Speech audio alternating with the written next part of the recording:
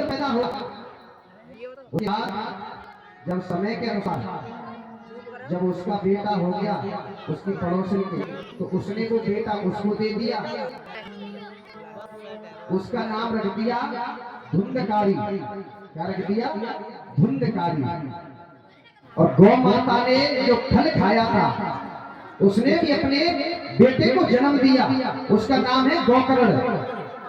अच्छा, ये गोकर्ण क्या है? देखो, पूरा शरीर है मनुष्य जैसा, पूरा शरीर, लेकिन कान है गाय जैसे। कान है गाय जैसे। और जैसे ही गोकर्ण, सूत जी महाराज कहते हैं, गोकर्ण पंडित हो ज्ञान गोकर्ण पंडित हो ज्ञानी धुंधकारी माखन।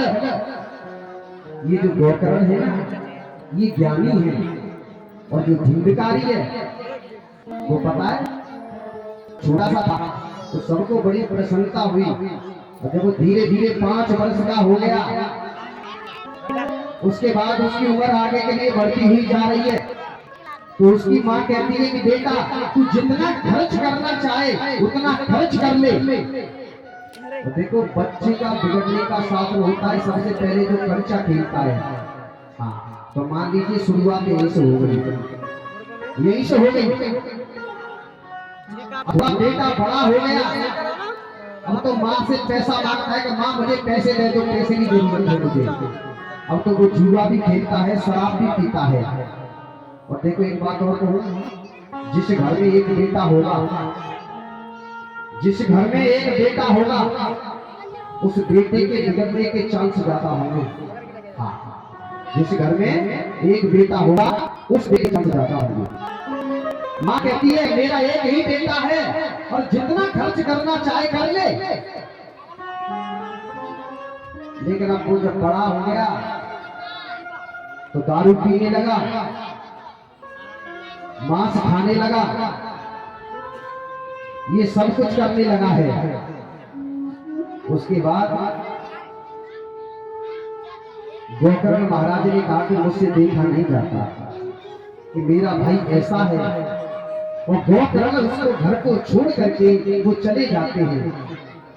उसके बाद जब पिताजी ने देखा कि मेरा बेटा दारू और ये मांस ये सब भक्षण करता है, अपने पिता को भी गाली देने लगा। तो आज वो उसके पिता भी छोड़ करके चले जाते हैं। जोर से बोले जय जय श्री। लेकिन मां रह जाती है। और भैया देखो,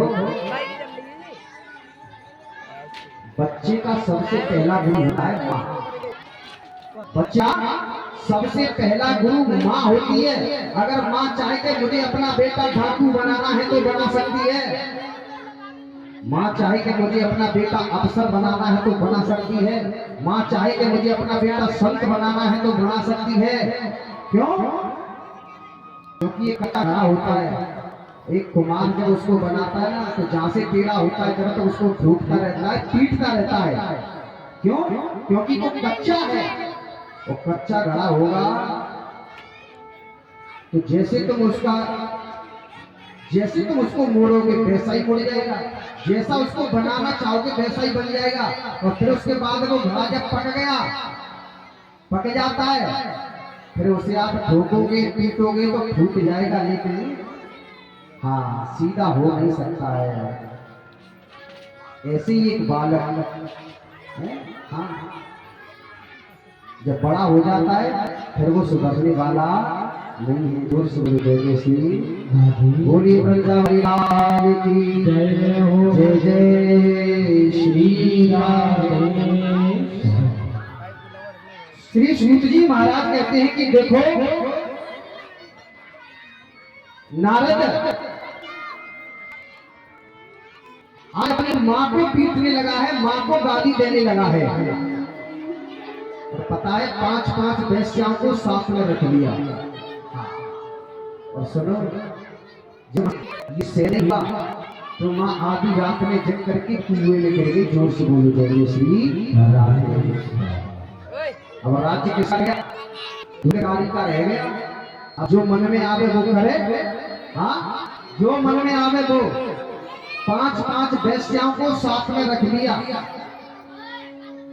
एक राजा हुआ, तो उन वेश्याओं ने सोचा कि एक दिन ये तो पकड़ा जाएगा, लेकिन ये पकड़ा जाएगा तो उसके साथ हम भी पकड़ी जाएंगे। धुंधकारी सो रहा, और सोते हुए धुंधकारी को रस्सी से बांध दिया, फिर भी नहीं मरा। गले में फांसी लगा दी, फिर भी नहीं मरा।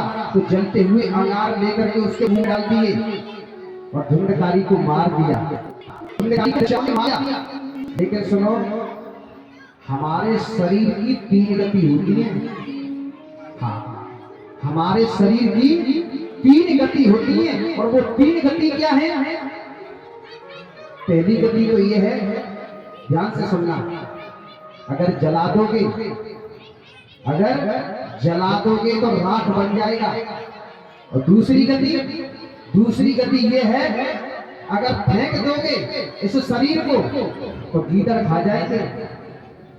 और तीसरी ये है कि जमीन में गाड़ दोगे तो छोटे छोटे कीटाणु कीड़े मकोड़े खा जाएंगे। और देखो, जिनको तुमने अपना माना है वो तुम्हारे हो सकते हैं क्या? आपने जिनको अपना माना है वो तुम्हारे हो सकते क्या? आप कहते कि ये शरीर मेरा है, तो कोई हाथ उठाए कि ये मेरा है, बताए कि ये शरीर मेरा है, ये शरीर आपका है ही। हाँ? यदि ये शरीर अपना है, ये शरीर ये मर क्यों जाता है?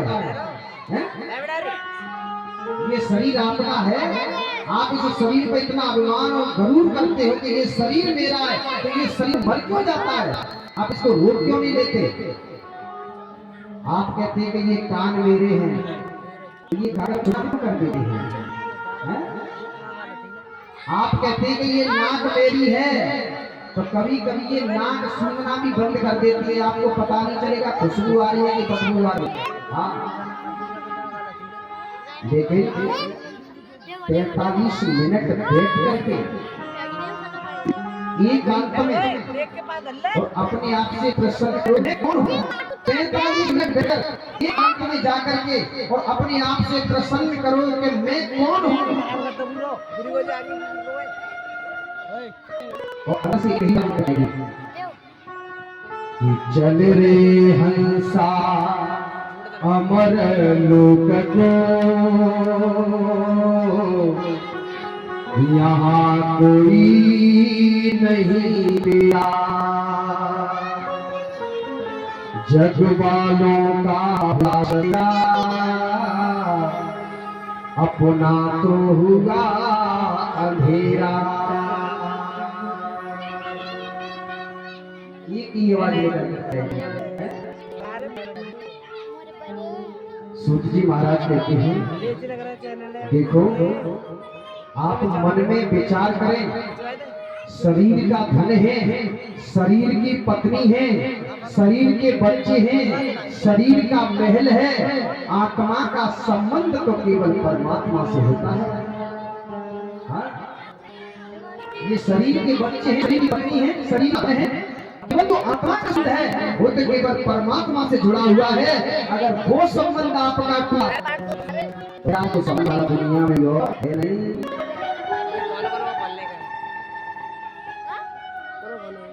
मन के मारे बना गए, बनत जी बस्ती महा।